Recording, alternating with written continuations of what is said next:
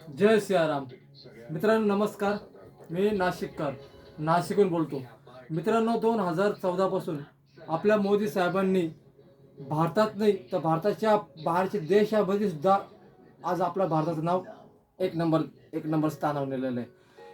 जे म्हणतात ना चौकीदार चोर हे, मोदींनी हे केलं, मोदींनी ते केलं, माझ्यासारखे असे खूप सारे कार्यकर्ते आहे की ते मोदींचे खूप मोठे भक्त आहे. मित्रांनो मला एकच सांगायचं आहे, मोदींचा एक विश्वास आहे, सबका साथ सबका विश्वास आणि सबका प्रयास.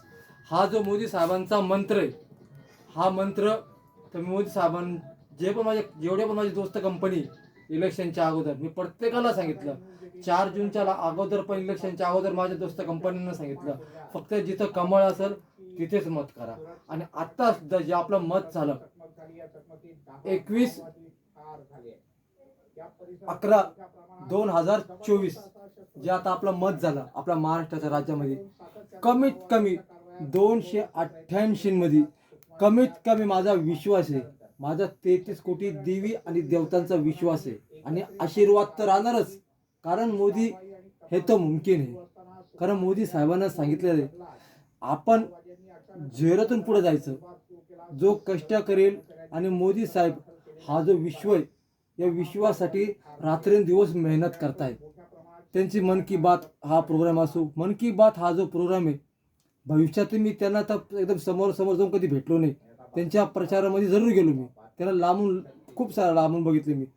मला अशी इच्छा झाली होती की त्यांना भेटावा, म्हणून मी 2019 पासून हे माझे व्हिडिओ तयार करतोय. आणि व्हिडिओ जेव्हा मी तयार पण केले, त्या व्हिडिओमध्ये मी एक बोललोय की मोदी साहेबांसंग मला बोलण्याची इच्छा आहे. असे माझ्यासारखे खूप मोदी भक्त आहेत की त्यांना भेटण्याची इच्छा आहे. पण आज ते देश सांभाळत आहे, देशाला पुढं नेत आहे. आम्हाला अभिमान आहे, आम्ही त्यांना सेल्यूट पण करतो या विषयावरती. फक्त मला एकच सांगायचं दादा, आता जसं याच्या मागे जे इलेक्शन झालं, त्या इलेक्शनमध्ये सुद्धा मी माझे व्हिडिओ शेअर केलेले.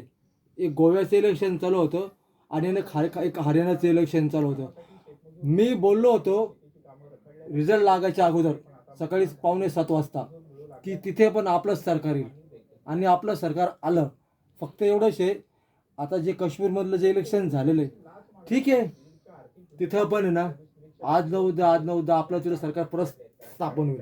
कारण मोदी आहे तो मुमकिन आहे. मोदी साहेबांनी ना हा जो काळा पैसा आहे ना, हा काळा पैसा ज्या लोकांनी खूप कमावला, डबल यांनी अशा लोकांना ते जेलमध्ये टाकताय. ते दिल्ली असो, पश्चिम बंगाल असो, महाराष्ट्र असो, कोणता पण राज्य असो.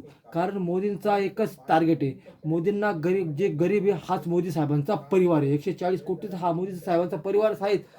पण बाहेरचा देश, तो इराण असो, इराक असो, कतार असो, थायलंड असो, अमेरिका असो, रूस असो, फ्रान्स असो, मोदी है तो मुमकिन है, मोदी है तो मुमकिन है, मोदी द बॉस, असे पण लोक बोलतात बाहेरचे देश. आणि आपल्या महाराष्ट्रामध्ये, आपल्या भारतामध्ये आपल्या मोदीची बदनामी लोक करतात. म्हणून त्यांना त्यांच्या हिशोबाने त्यांचा रिझल्ट भेटतो. म्हणे चौकीदार चोर आहे. मोदी साहेबांनी कधीही कोणाला खोटं आश्वासन दिलेलं नाही. खोटं आश्वासन फक्त यांनीच दिलं. 3,000 रुपये देणार म्हणे आता महाराष्ट्रासाठी प्रवासामध्ये. आता मी सांगतो, उद्याचा जो तारीख आहे 23 नोव्हेंबर, शनी देवाचा वार, शनिदेव आणि शनिवार. मी तुम्हाला सांगतो मित्रांनो, 288 जे सीटं आता 14 रिझल्ट आहे.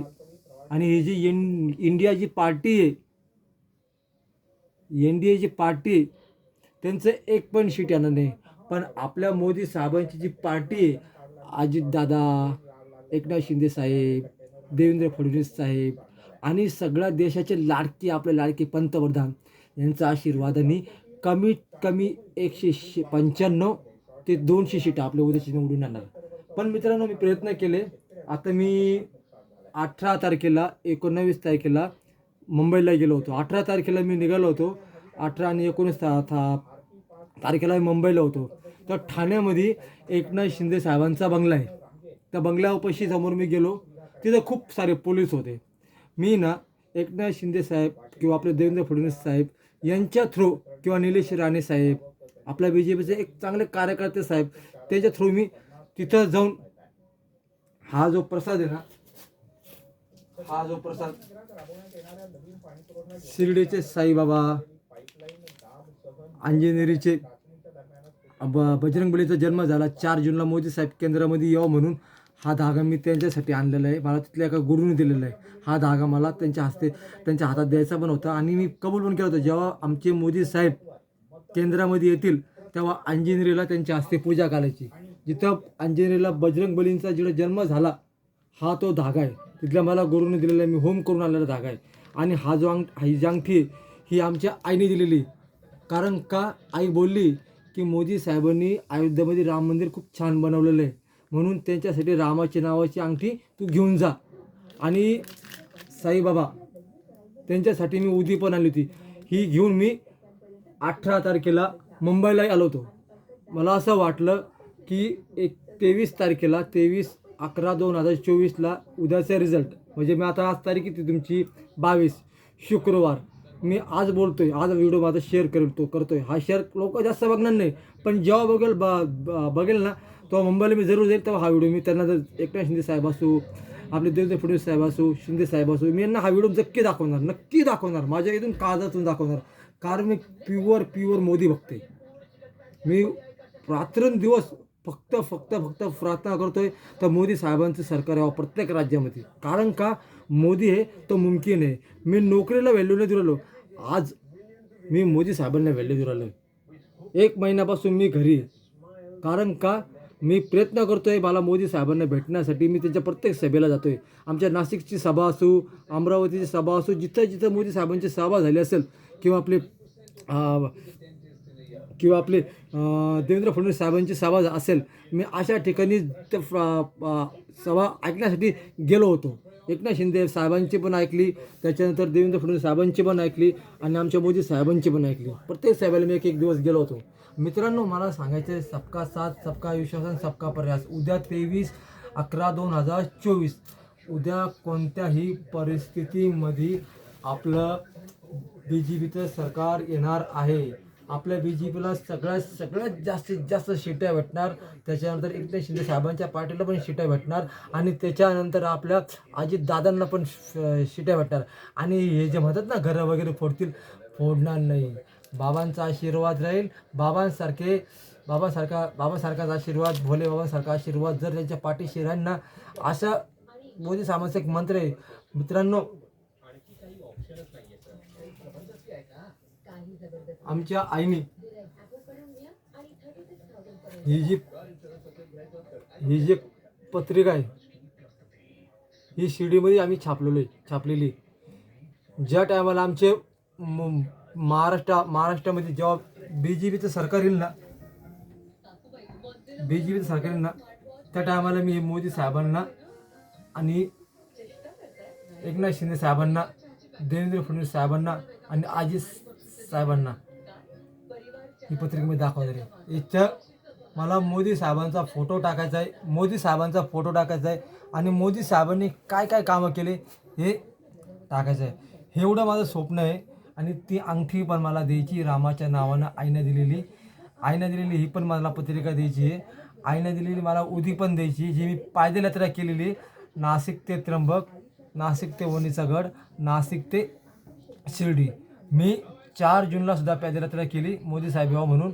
आणि परत आपलं सरकार यावं म्हणून मी जेव्हा आपले नवरात्र होते, आईची नवरात्र, तेव्हा मी दुसऱ्या माळला नाशिक ते वणीचा गड पैदल यात्रा केली.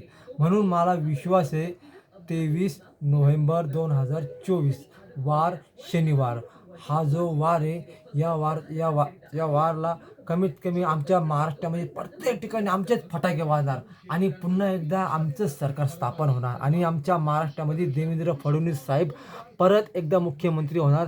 अजितदादा उपमुख्यमंत्री होणार. एकनाथ शिंदे साहेब पण उपमुख्यमंत्री होतील. आणि त्यांचं टार्गेटप्रमाणे प्रत्येक पोस्टिंगला त्यांना प्रत्येकाला एक पोस्ट भेटेल.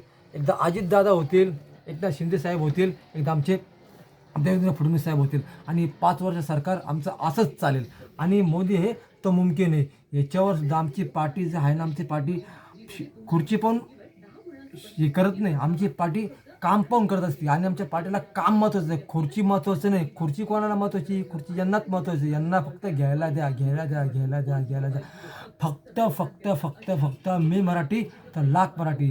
आणि म्हणतात ना, हर हर मोदी, घर घर मोदी. म्हणून मित्रांनो, मला तुम्हाला एकच सांगायचं आहे, जे कामं मोदी मोदी साहेबांनी जे केलेले हे 15 वर्षामध्ये, आणि आता 5 वर्ष नाही, अजून त्यांचे मोदी साहेबांचे अजून 50 वर्ष पण चालतील असं आम्हाला वाटतं. कारण मोदी साहेबांनी सबका साथ, सबका विश्वास आणि सबका प्रयास.